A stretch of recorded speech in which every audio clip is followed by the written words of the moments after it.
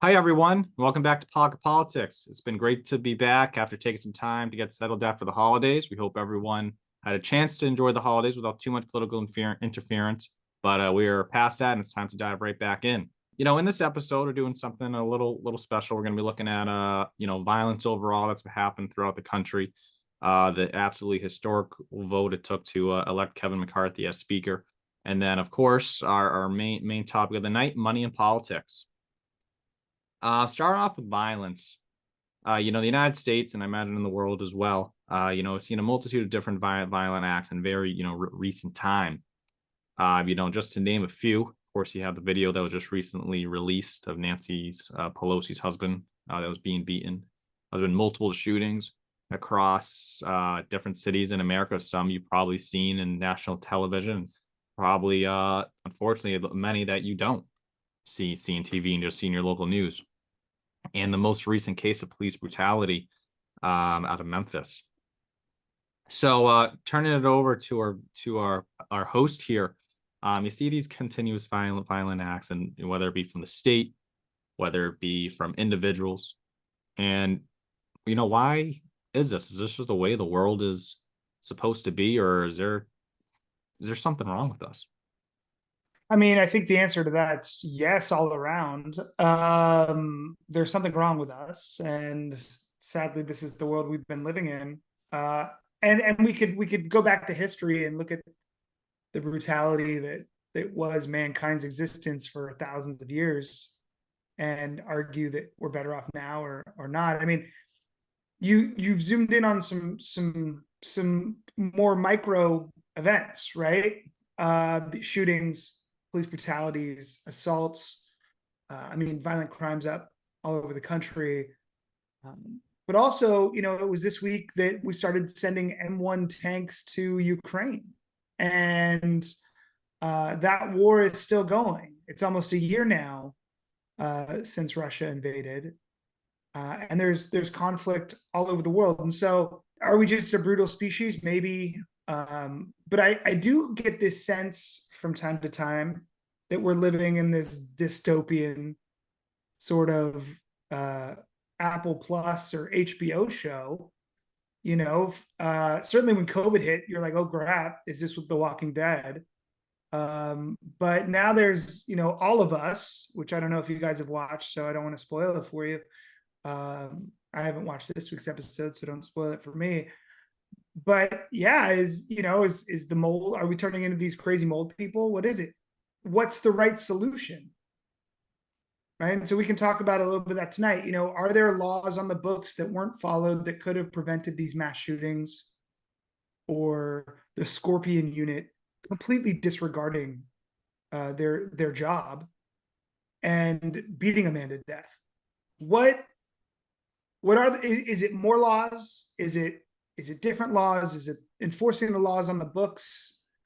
I think it's something bigger, and I think. But before I tell you what I think, I'd love to hear what you guys think. Well, thanks for that take. I think it's different based on the situation. I mean, I think violence from the state, as we saw with Memphis, or violence from individuals, like whether it be the Nancy Pelosi beating or the recent shootings that have been going on, have two different, I think, type of solutions to it. When it comes to violent crime, when it comes to us, I should say us, excuse me, but as a population, as individuals, I don't think more laws are going to resolve it. And let me explain why I believe in that case. With laws, what are all laws enforced with? Violence, right? I mean, you're fighting fire with fire, and sometimes that is necessary in the moment. The moment of that certain action happening, you need to respond with that, with violence. But when that case is over, that's not necessarily always the option, because you're just, of course, rattling the crowd more.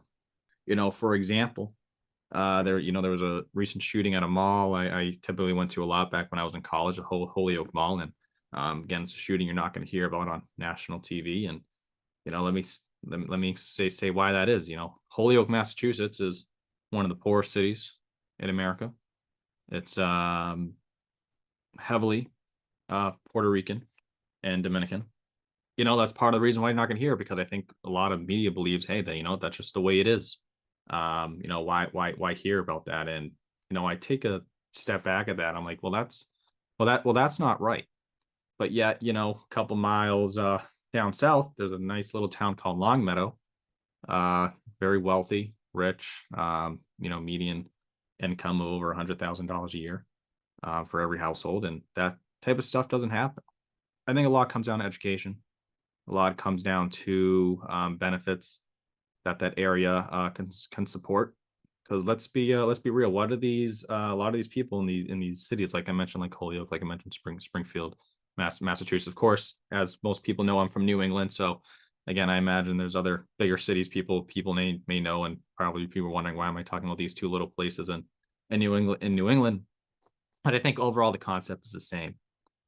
These are cities, sometimes town, that have been, I think, neglected, left behind, and the people left in them really only got certain options. And unfortunately, the people who want to cause harm, people want to cause violence, um, take a lot of growth into these cities that are left behind. And fortunately, for a lot of people, I think that's all that's left, and why we continue to see it. So let me challenge you, maybe pull out some Mhm. stuff from this take here. Because I think I'm a little confused maybe. So you said a moment ago that these cities have been neglected. Neglected by whom? The state? I think part of it the state, and I think the state plays a role. I mean, imagine us as individuals have a role as as well. Again, going to use another small New England city out of Western Mass, because again, that's all I know. Springfield, Massachusetts. At one time was a thriving place, a huge mill factory, very rich. It was really the place to be. And of course, after the Industrial Revolution, everything collapsed. Factories closed down, and it was not the place to be um, anymore. And what did it turn into? It would turn into a once a thriving city with, of course, a diverse populations and beautiful houses, to now crumbling infrastructure, drugs in the streets. But Um, now, as a I, libertarian, why isn't that just the outcome of the market? Right? So if a boom town occurs, mhm. because that's the industry of the day, and then that town or isn't around the resources of the next boom, it falls apart. Isn't that just move away? Sort of the libertarian view is, and this is partly a trick question, Right, maybe, right, maybe right, not. right, right, right. But so I'm wondering, like, I, this is what I'm seeing, because I know what you believe in. I know where you stand politically for the most part. And so, what is the failure of Springfield? Well, I mean, again, I shouldn't be too ignorant and say I know the entire history of Springfield, Massachusetts, but I guess I this is mean, what isn't that where wasn't that where that nuclear power plant was owned by Mr. Burns? I'm I'm not too sure. Right? I think Uh, I think I think that's Springfield, isn't it? That's a Simpsons reference. maybe I again. Well, I don't know what Springfield the Simpsons use. There's so many of them. But okay. So I lived there when I went to college. I didn't have, again, I lived off campus, again, within the city. So I mean, there's a lot of things I saw there, I think, firsthand. I think here's my I think my I guess the failure of Springfield, if you will, and the reason why I find it strange. And just the next town over, again, in Longmeadow, no more than a 5 to 10 minute drive. It's a huge, thriving community. Springfield is also good. I mean, they're small, but multiple colleges. UMass Amherst, of course, is only 45 minutes away. And Hartford, Connecticut, is probably maybe a 30 or 45-minute drive away. So you have Is all that near these. Hartford? Is that near Hartford? Is Hartford, Connecticut near Hartford? I mean, I've heard that part of.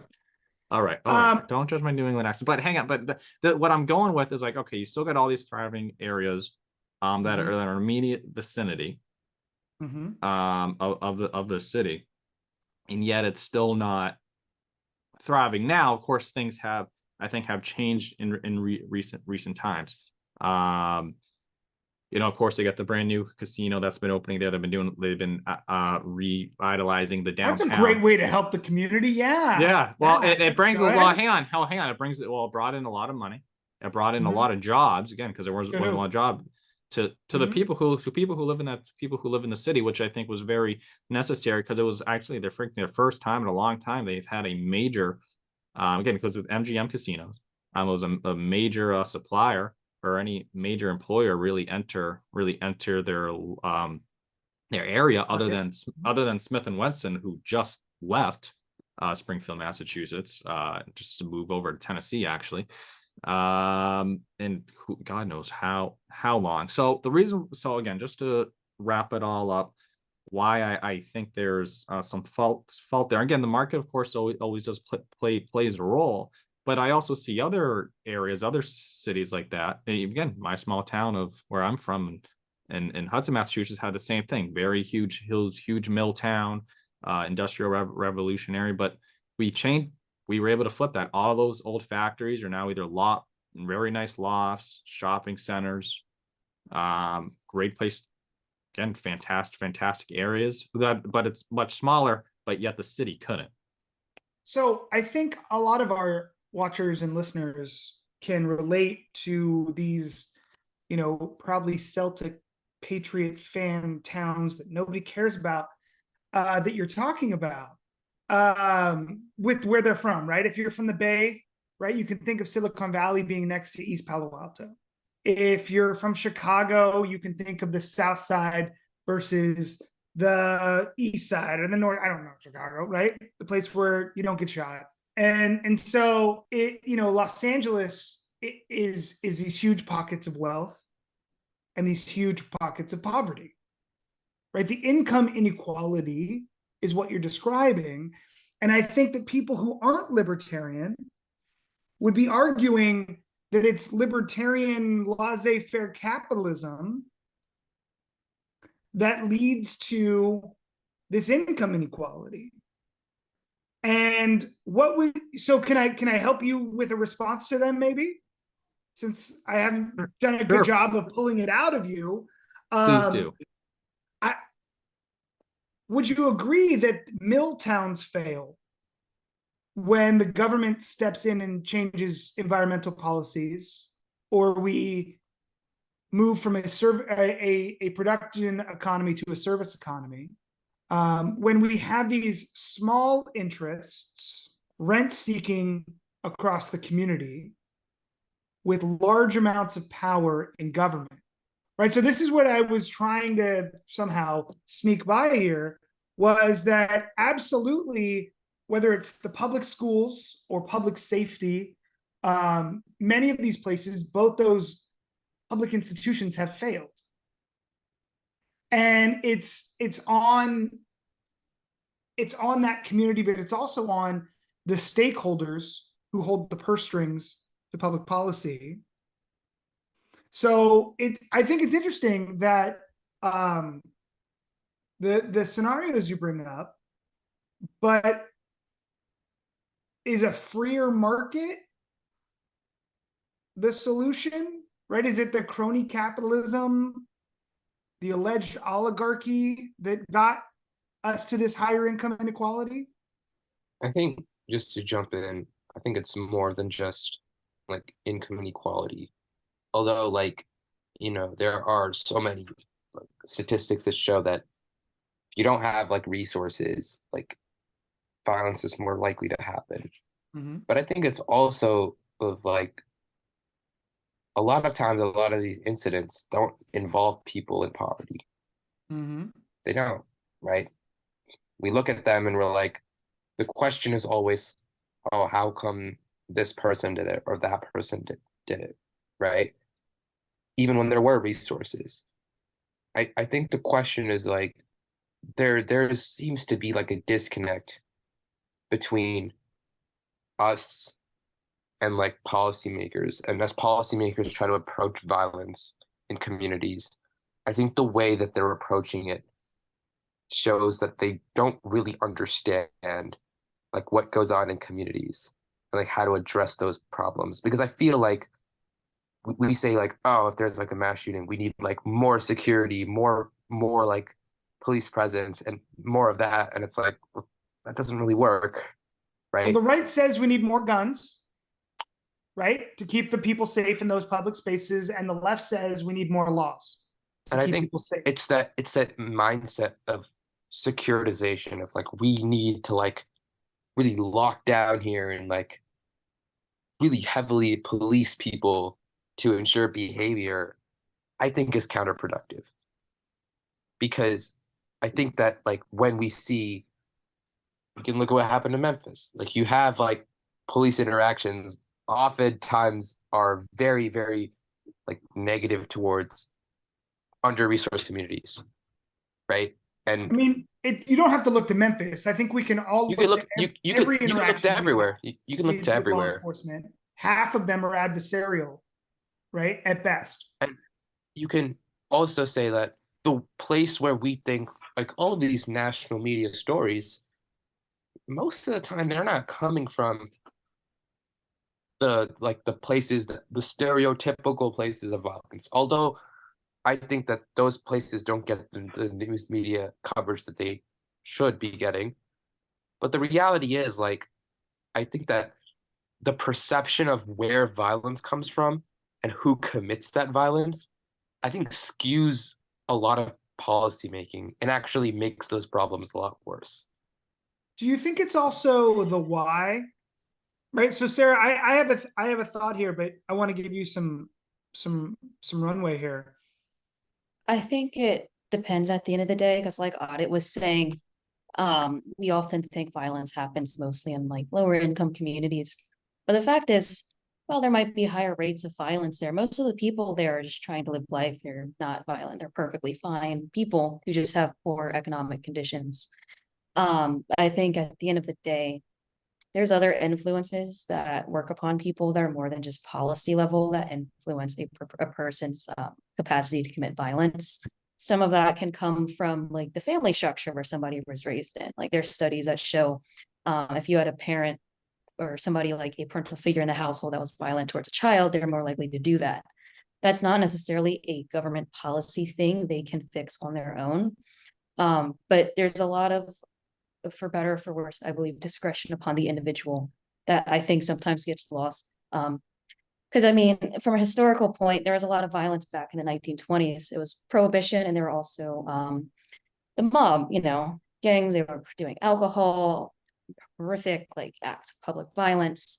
So the question isn't how normal is this, because it's happened. It's just, I guess, a matter of have there been different motives, and then from there, how do we work on that? Yeah, and look, I think you guys all make great points. I think there is a role for public policy, but I think since we've all, I mean, I'm the oldest guy on the panel, but since we've been alive, we've romanticized human behavior, that we're above the carnal nature that was humanity for thousands of years. And if that's the case, if we had, peak safety, maybe in like the 80s, right? We didn't have the Jim Crow kind of violence that we were having, right? Maybe white folks were safe in the 40s and 50s. But really, if it was like 80s was peak safety, and then we sort of had crime rising since then, is there something else? Are we just reverting to the mean of our inner violent nature? Or is something else going on? Because I agree, there are public policies that may have been able to prevent 50 to 80% of these violent acts that we've seen. Now, they might be in violation of the Constitution, but there are public policies that could prevent some of this. But isn't it really our proclivity towards violence? Right?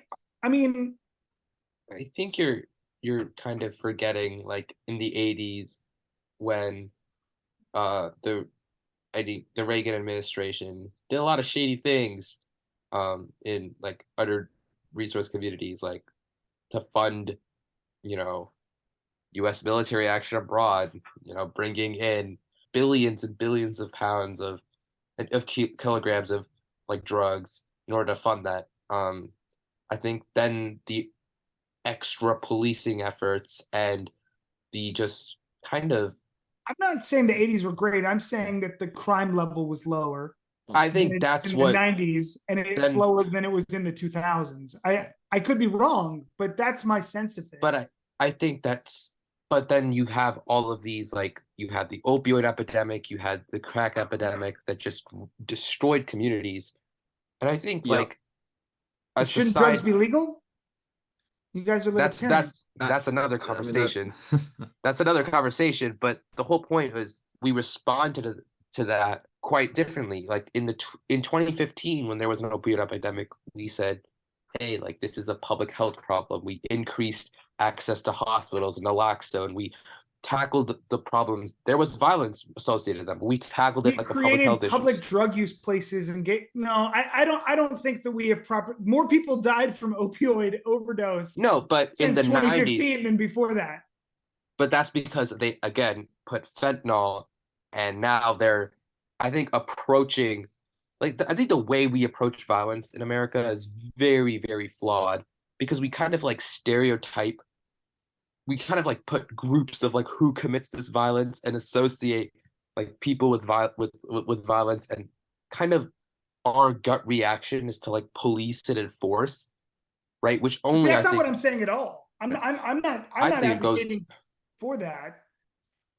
I I'm- think it goes away from that. I think that, I don't know if like in the 80s, like, I don't know if that's causal. I think that's Mhm. just, I like, I And don't like know. you're, you know, kids are gonna hate on the generations that came before, but I'm gonna defend the 80s. And but I think it's just gonna be my nature whether I'm right or I'm wrong. Right. Just like my mom defended the 60s and the 70s. I mean, those were train wreck years. And so they're the ones that came before me, right? So I think I hear what you're saying. I don't disagree, but I'm saying it's more about our psyche. It's we've disconnected ourselves from a common moral belief. And I don't know if this is the cause, but there's a whole lot less shame in America than there was 100 years ago. And there's a lot of problems with shame, but there's some byproducts from it that may have lowered violence. And so I'm just saying, like, for me, right, I lost my brother-in-law to a paranoid schizophrenic who was fighting a race war. Okay, clearly a hate crime. Killed him because he was Chinese. But then I look at, you know, a gang killing of another gang killing. I look at, you know, the Murdoch killings. I look at, I have a hard time seeing why some killers are sane and some killers are insane, right? So the perpetrator of the murder to my family was found not guilty by reason of insanity. And by the definition of the state, he was insane. But I don't think any of us would murder someone for a bag of chips or to join a group, or because we were owed $100, we wouldn't go to our workplace like the guy in Half Moon Bay did and shoot up where he worked. And so there's something wrong with people, with us. And it's not just the ones that are hurting others. It's all of us, because we've stopped looking out for each other. And I don't know how we fix that, but we need to be looking out for these patterns, not just to be safe, but to be good. That's what I think. Agreed there, Terry. And I'll just finalize one last talking point before we move on to our next topic. Is, I know we've been discussing a lot about, I think, violence within our communities, within our cities, within our towns. And I want to talk something about the state, because I know, Ada, you brought something great about, of course, Reagan administration doing, of course, shady stuff in the 80s. You know, governments, I think, need to know about who they're representing. I mean, I know this has been a problem with governments all throughout the beginning of time. Governments being tyrannical and harassing the citizens they're supposed to serve. But I mean, I don't think violence from the state stops until they recognize that message. I mean, the man who was, and sometimes the color skin doesn't always matter, right? I mean, all the 5 officers are black. I believe it was either the chief of police or some type of commander in the Memphis police unit was, I believe, a black woman as well. and they beat a black man to death. I know I remember beforehand, whether it would be with George Floyd, or again, the countless others that have been murdered by the state, has always been included. Their response to that is more representation in law enforcement, more representation in your city council. And of course, while they were represented, you know, that gentleman who was beaten had people who looked like him serving in the police force, and that didn't save him. It didn't save him at all. So it's not about I mean, Lord Acton, with Yep. you know, or Spider-Man, with great power comes great responsibility, right? And power corrupts, and absolute does. power corrupts It- absolutely. It So- does, and I don't think things change until I think government realizes, and I don't think it, really will, is that, you know, the people you represent are not your enemy, and that's something they need to learn. Like, I get it. Officers have a stressful job. I mean, I have phone calls with the top law enforcement officer in New Hampshire all the time. He tells me all the time it's stressful, and I get it. I mean, I get it. I mean, officers, die all the time. I get What do you why. guys think? What do you guys think of this idea? Sorry to cut you off. Shouldn't mental health care be mandatory for officers of the law and for the military? Like, shouldn't that be where we've perfected how to help people deal with trauma? Because they're Think so. confronted with it every day. Yet we have this culture of being closed or being manly or like this BS. Right, I tell people this all the time. Ernest Hemingway invented the daiquiri, right? So Ernest Hemingway is known for being like this badass, and he invented the daiquiri, right? So when you first learn how to drink and you're out with your friends and you're drinking some AKA fruity drink, that was invented by Ernest G.D. Hemingway. Real men, whatever the hell that is, drink what they want. They drive what they want. They talk to a therapist so they don't go home and beat their wife and kids. And so, yeah, I don't know. I agree that these jobs are incredibly taxing on our psyche, and that a lot of the abuse of power or the treatment of citizens as combatants is a logical progression of what these men and women see every day, but it's not healthy for them or the alleged combatants, and it's not how it should work. I know you want to wrap this, but All right, let me finish my thought though, because again, I was in the middle of something, and then we'll move on. Like I said, stressful jobs, I get it. I talk to state troopers all the time. I've had multiple phone calls with the commissioner of the New Hampshire Department of Safety, of course, the top law enforcement official in the state. So I get the stressfulness of the job. But again, law enforcement should know those, again, the people that you serve are not your enemies, and not all of us are, looking to hurt you. So, of course, if you go into a situation that's not stressful and you start yelling, screaming, guns pointed out, you're just adding more stuff to yourself. Of course, sometimes that is necessary, but not always. Okay. That was really good. So, Sarah, I'm going to turn over to you. I know we want to look at Kevin McCarthy had a quite historical vote on getting elected to speaker. Want to tell us a little bit more about that? Yeah, so Kevin McCarthy was recently elected Speaker of the House. It took 15 votes. It's been 100 years since it's taken anywhere near that long. Previously in 1923, I believe it was also a Republican speaker. It went to 9 votes.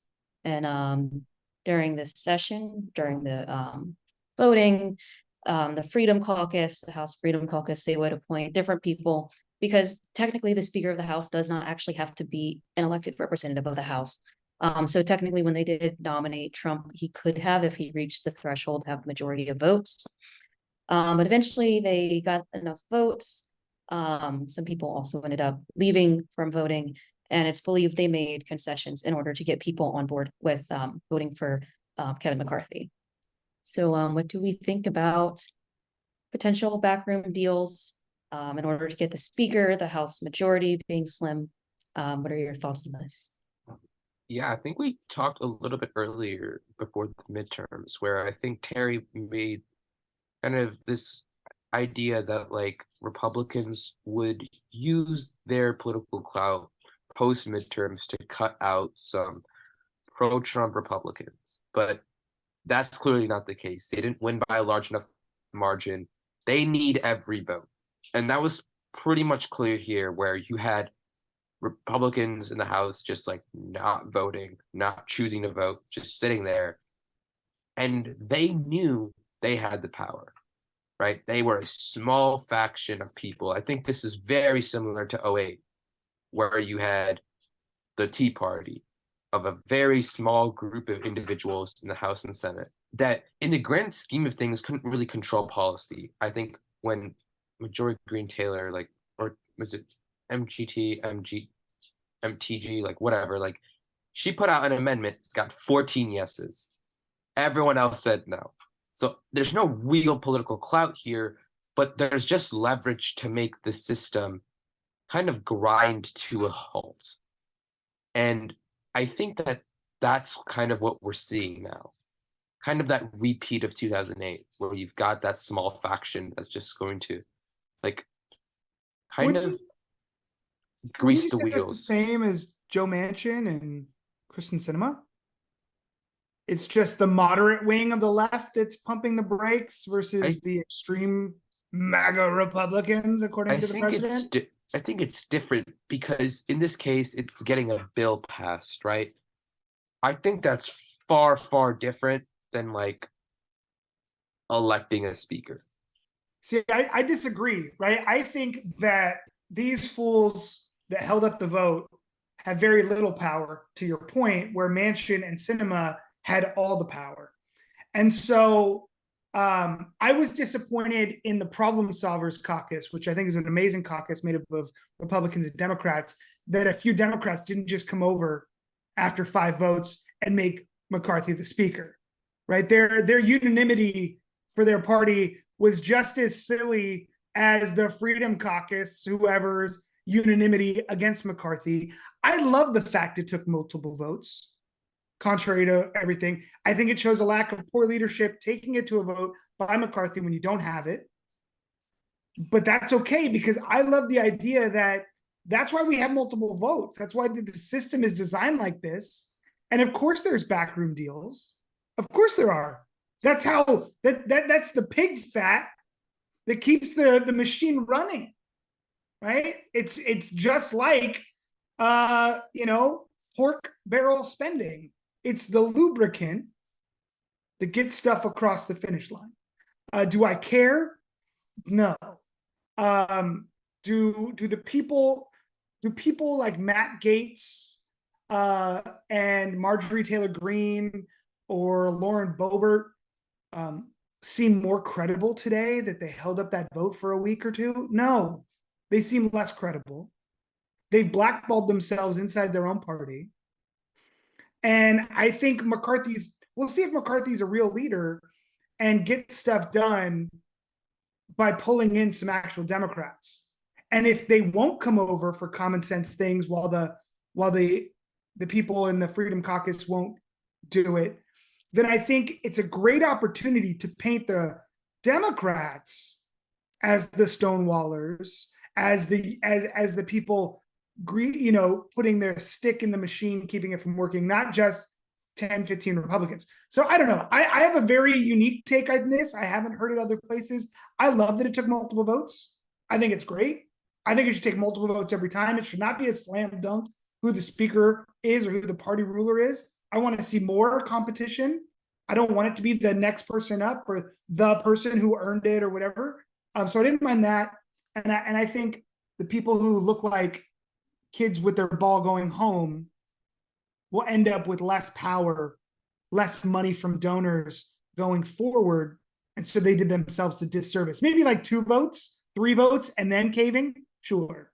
But 15, like, that was just silly season.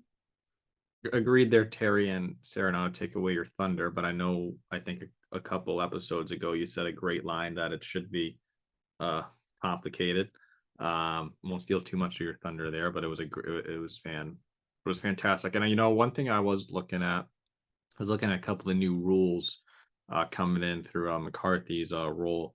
as speaker. And of course, I mean, I understand all the Democrats voted against it. But there's one big rule in there that I think is quite interesting, but quite funny that it has to be one. The 72-hour rule. Not sure if too many viewers know about this one, but essentially what it is, what the rule explains is that the text of a bill must be released and must be released for 72 hours before a vote can be done on it at the body. And it's just absolutely wild to me that something like that is controversial. Yeah, that should be called the no shit rule. You know what I mean? But it is. And I think in this administration, I guess so, administration, Kevin McCarthy is gonna be walking on eggshells. Because of course, I mean, I'm not a specialist on Mr. McCarthy's viewpoints, but from what I've seen, I wouldn't consider himself a MAGA Republican. I would consider himself more of a maybe a little bit more right than Romney type of Republican, but definitely not someone on the same threshold of someone like Matt Gaetz or Marjorie Taylor Greene.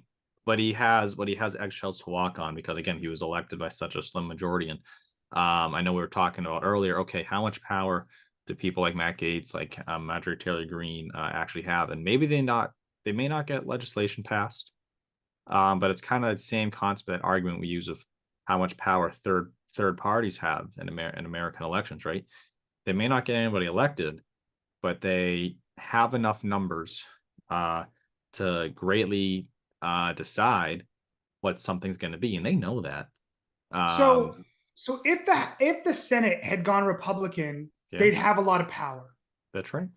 right? But the Senate stayed Democrat, so whatever the House does, it's for show only, just like Nancy Pelosi and all her show bills when she was Speaker, and there was a Republican Senate, they passed all the stuff that they knew, or that just stuff they knew would never get to the Senate. So they've already done some of that under McCarthy. And so I think you're on the money on it. Had the Republicans taken the Senate, then these guys would have been the Mansions and Sinema and held McCarthy's gavel in a vice. But I don't think that's where we are today. Who said this? Okay, trivia time. Who said this? According to the 72-hour rule, we have to vote for the bill to be able to read the bill. We have to vote for the bill to know what's in the bill. That was Speaker Nancy Pelosi, I believe, on Obamacare.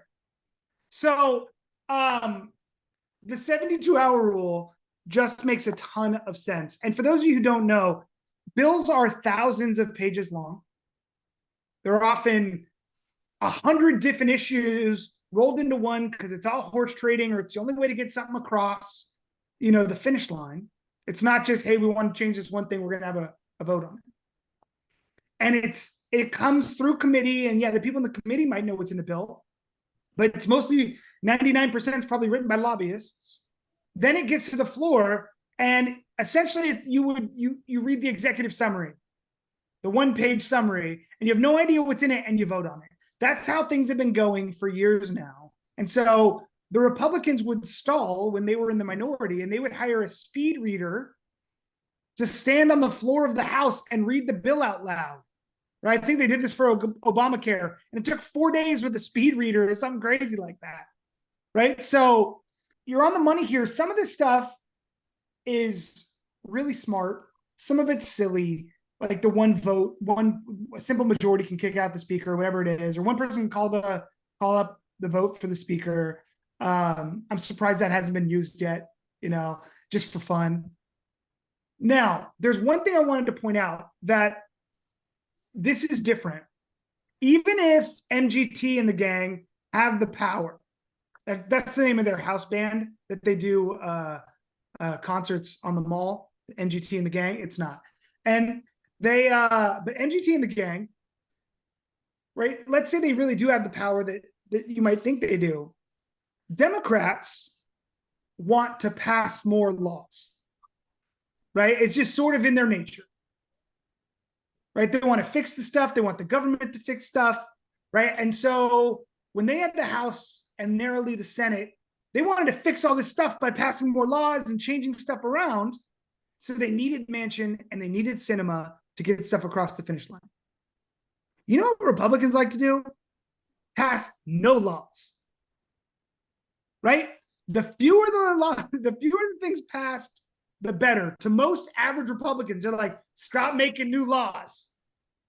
Now, there's a bunch of stuff that's got to be fixed, and they all see that. But so it's a different pressure if McCarthy's House doesn't get anything across the finish line because the extreme MAGA Republicans are holding it up.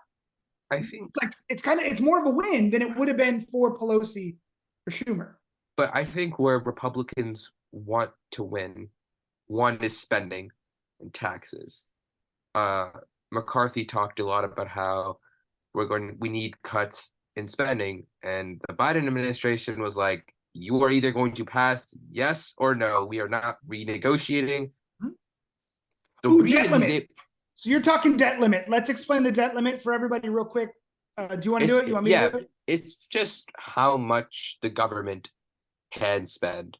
Essentially saying we are able to spend this much for a certain It's how period much of they time. can borrow, right? So Yeah. it's spending's determined by the bills, right? They vote on it. They vote on the budget or a continuing resolution, and that sets up spending for the year. But there's this other thing, right? It's kind of like the limit on your credit card that your parents put on while you were a freshman, right? At college to make sure you didn't go over your balance. So I don't remember what year we did it, but we did it on ourselves and we put a debt limit on. So we can't borrow more than X trillion dollars a year. And so it's the dumbest thing I've ever heard of. I hate spending. I want to slash the size and scope of our central government, but the debt ceiling is the dumbest thing ever because it just sets up this fake fight where I'm all for abolishing the debt ceiling, no matter who's in power. But you're right.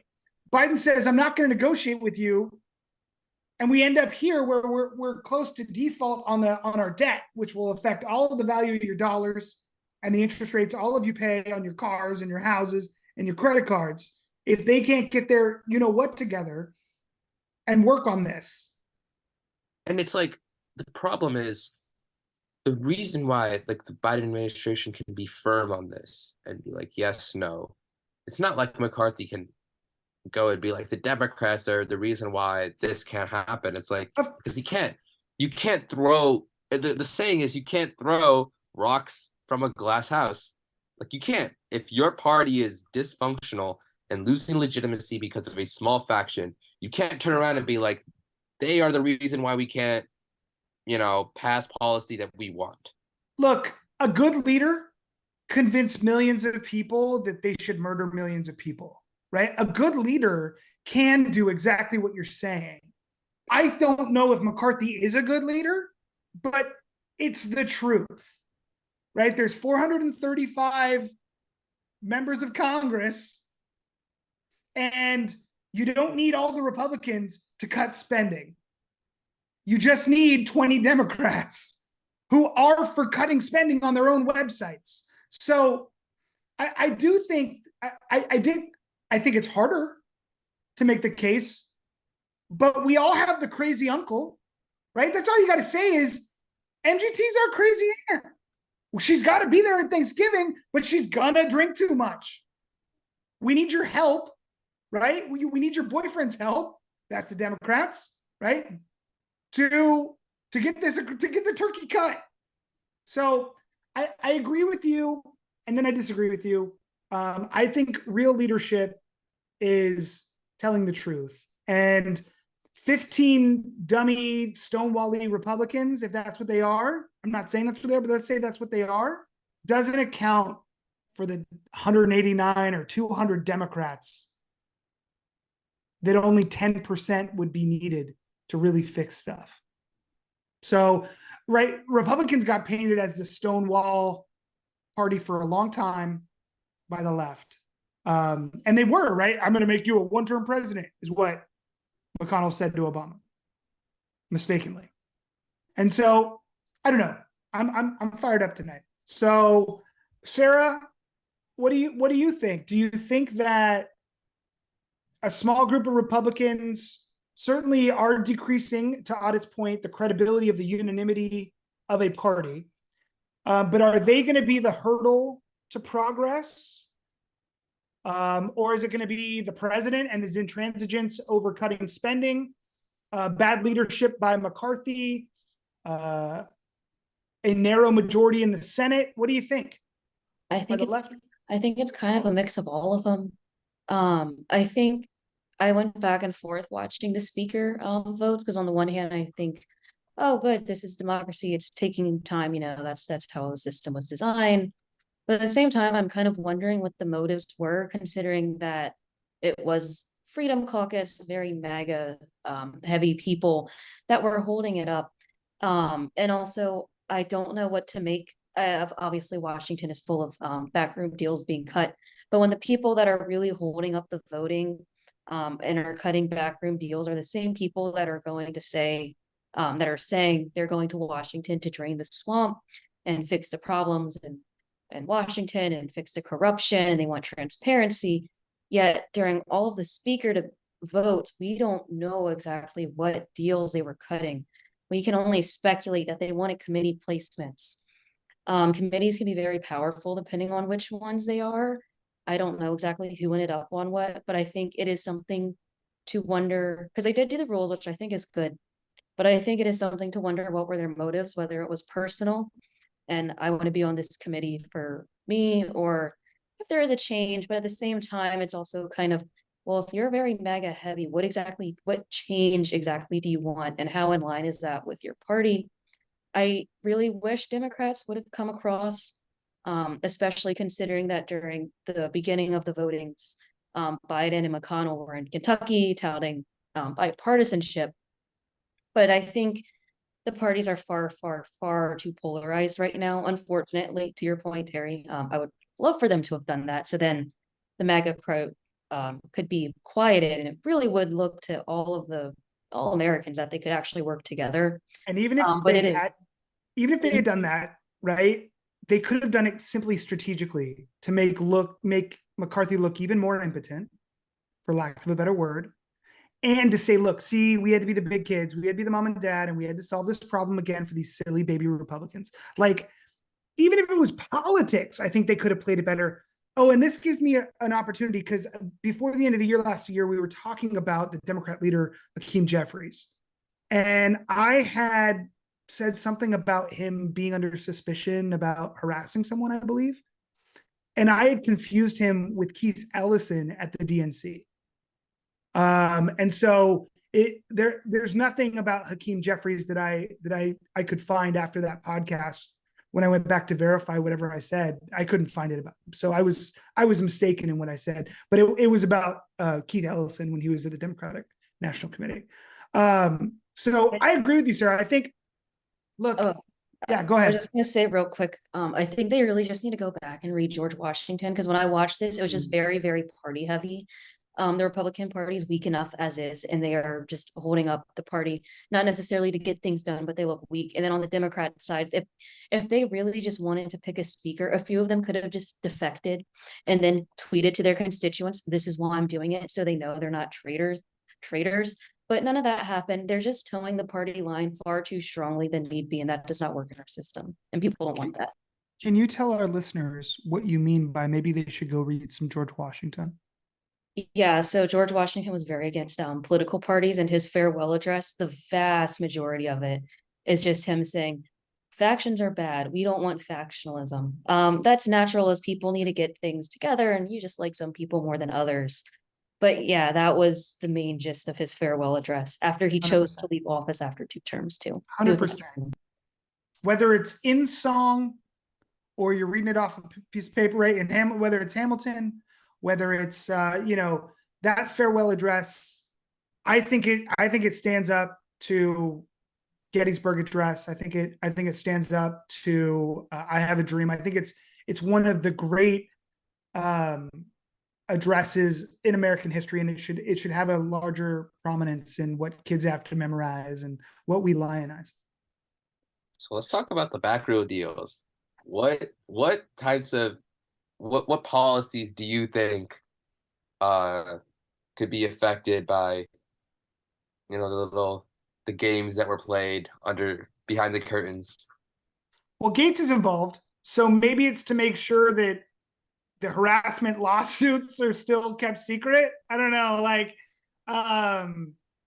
what do you guys think?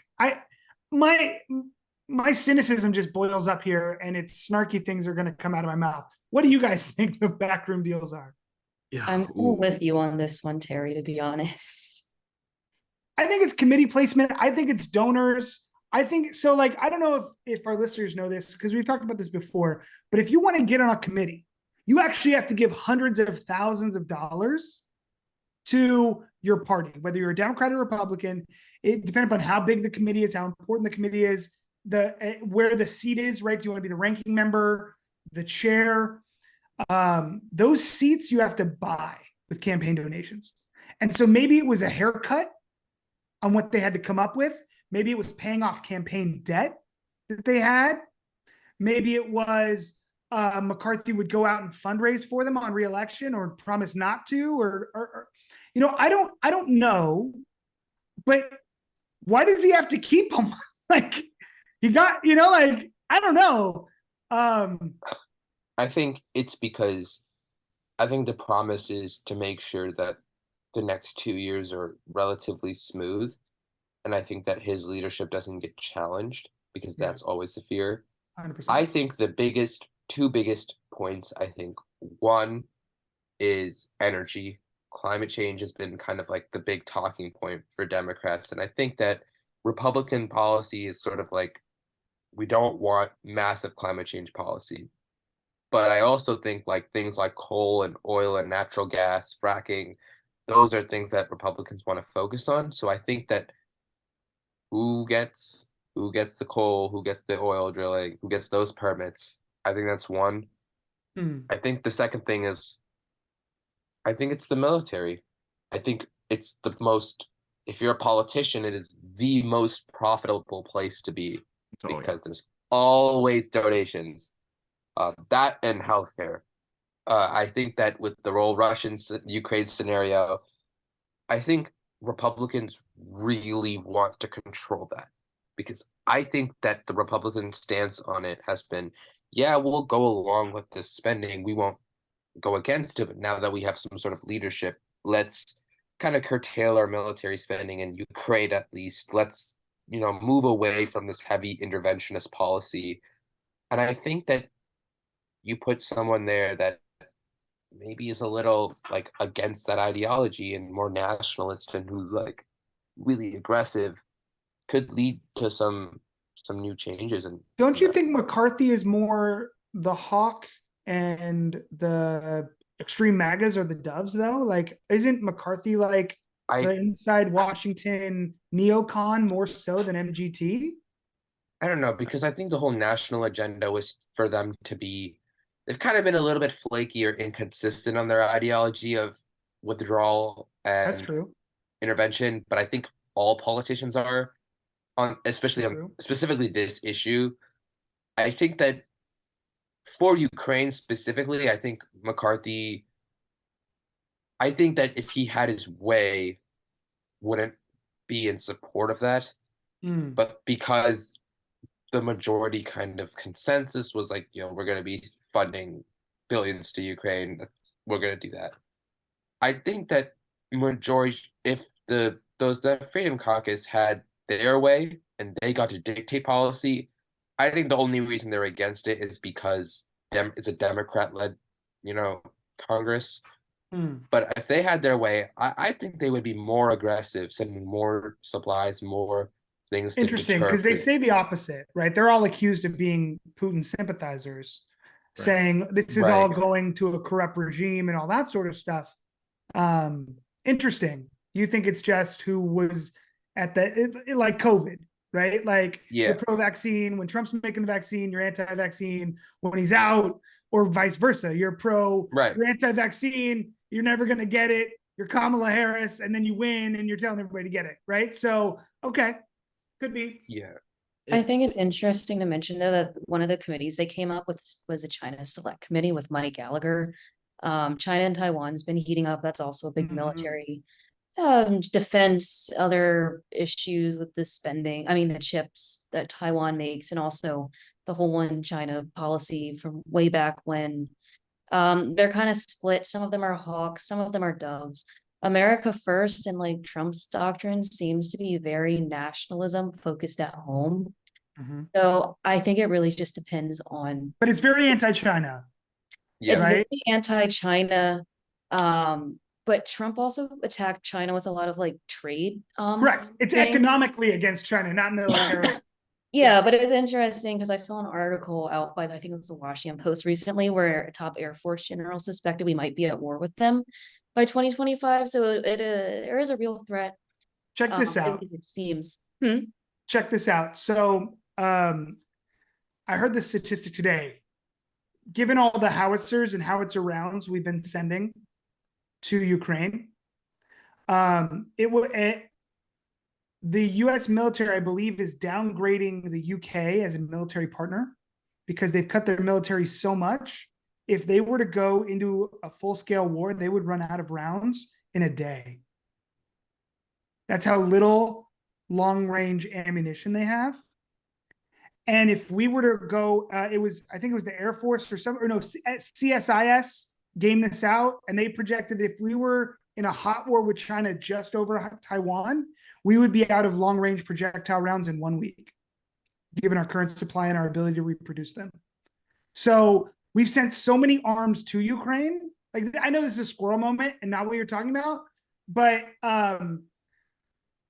it's really interesting. Like, part of me, the uber skeptic in me, is looking at Ukraine a lot like COVID. Who do you believe about what? Right? And so you got to take the more conservative path. I wore masks, I got my vaccine, because I didn't trust anybody telling me it was going to work or it wasn't. Right? And so Putin's going to take over Ukraine. Maybe we got to take the route that, okay, well, we got to protect democracy. Like, I'm not staunchly against or for arming the Ukrainians. I definitely worry about escalating conflicts and Putin being a nut job with nukes. But you know, I hate to see the Ukrainians suffer, Right. and friggin' fight like they're in an '80s movie trying to protect from a North Korean invasion. What movie was that? Patrick Swayze? Oh, come on, they remade it. Oh, this is ruining. Was that? You guys don't remember this when Red America gets October? invaded Is and that like the this little Red group of kids October fight movie? off? Wait, Red everybody? Dawn? Red Red Dawn, Dawn, thank you. Yeah, like Ukraine's basically living Red Dawn right now. Yeah. I haven't heard anybody make that analogy, No, but that's no. what they're doing. That is And true. so, like, you got to respect them. Right? But No, then you absolutely. look at the kleptocracy that was there before the conflict, and I don't know, man. It's Yeah. it's a mess. Yeah. One last It's like thing the House of before- Representatives. Yes, it is. Yeah, I mean, I want to kind of wrap all that up before we move on to Terry's favorite, topic, money and politics. Is you guys may remember this is probably the biggest lie ever, but McCarthy on I think multiple occasions insisted no backroom deals. I see everyone. No, they were done in. He was saying no bathroom deals. He Ah, was saying no bathroom deals, okay. just like George Santos. Right? He never said he was a Jew. Right? He said he was Jew-ish. Like with a hyphen. That's good. I mean, like that's what it was. There was no bathroom deals. You just misheard him. Right. No, absolutely. So again, we'll have to see. Again, the MAGA crowd didn't like it. There's this Instagram page I like to look at once in a while. You guys may know it. The Typical Liberal. Over 2 million, almost 3 million followers on Instagram. Super MAGA Republican page. It's like one of, I think, the largest MAGA Instagram pages out there. And he's got something there about McCarthy.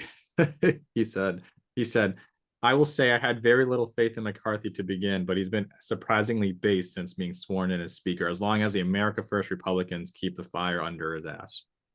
So whether it be the constituents or the actual Mad Republicans, that is true. They are lighting him up. And I think Kevin McCarthy is acting the way he is based on I'll say who's this. surrounding him. I think some of it's positioning. Kevin McCarthy is a MAGA Republican. I mean, Really? like he was down there Yeah. kissing the ring and was all up on Trump when Trump True. was pressed. True. And so I think some of this is to give him cover, maybe. Maybe. And I'll also tell you this about Instagram. I deleted Instagram, Twitter, Facebook, LinkedIn, TikTok. It's all deleted from my phone, has been this whole year. And I feel great. I only had them back because I'm running this company and I'm going to pay somebody to do our marketing. Okay. Like you don't waste your time on that stuff. Even though good laughs and whatever, but Yep. don't. Absolutely. So Money I in think- politics, Terry. yeah, we've been talking a long time this episode. And so I just want to leave y'all with some facts for you to think about between now and our next episode. In 2022, the donations for the congressional elections, okay, 0.5% of the American population gave politicians more than $200. Okay, that means 99.5% of the American population gave candidates $0 to $200. Okay, so 0.5%, that's about 1.6 million people, gave 1.7, gave more than $200. Those donations from that 0.5% accounted for 75% of the donations. 3/4 of the money that went to get people elected came from 0.5% of the people. Probably wasn't you. If you go even further, right? When we cut it at $2,900, or technically Open Secrets is the source of this data. When you look at the number of people who gave more than $2,900 to candidates, it's 56,000 people out of 330 plus million. That's who controls legislative outcomes in America. Not you with your vote, your dollars vote. Okay. And a lot of that money, those 56,000 people were using to buy politicians, came from you, whether you liked it or not. You bought from the brands they invented or work at. You use the social media platforms they run or own. You don't become a billionaire without getting other people's money. And so if you think politicians are doing a good job and represent you, you'd be one of the 15% of the American population that says so. 85% of the American people say that their leaders work for a select group of people. That's who they're looking out for. And I would argue that's that 56,000 people who gave more than $2,900 to them this last election. 0.17%. Not 1.7%. 0.17%. So in between these episodes, our team is working on stuff to give you your power back. Stay tuned. If you did not delete social media like I did, follow us at Voting Smarter on your favorite social media platform. But you're going to see more about this in our blogs. You're going to see these numbers because I shouted out a lot at you. But we're going to put some stuff together with these numbers and maybe some graphics. And, if you're pissed, we're pissed too. And we're fighting for you. So keep listening. Reach out to us if you have ideas. If you want to be one of our really early users of our prototype, go to the Chrome web store right now and download Voting Smarter. It's a Chrome extension that matches you to the brands that donated to politicians that match your political beliefs. right? That's those 56,000 people. They work or own those big brands. Make sure your money's going to the ones that are putting it towards the policies you believe in, whether it's more guns, less guns, a cleaner planet, a don't tread on me planet, whatever it is. So I want to thank everybody for listening or watching. I want to thank the three of you for putting up with me and putting in the time. And, you know, I look forward to a 2023. You know, we talked about a lot of stuff that has happened already this year. It was a big downer session, this episode. But the truth is 2023, I've got hope. And it's because of these people on this with me. It's because of all of you. And let's be each other's keepers, and let's work together and fight for one another and be better people. And that's how we'll fix this. So be well, and we'll see you next episode. Night, everybody.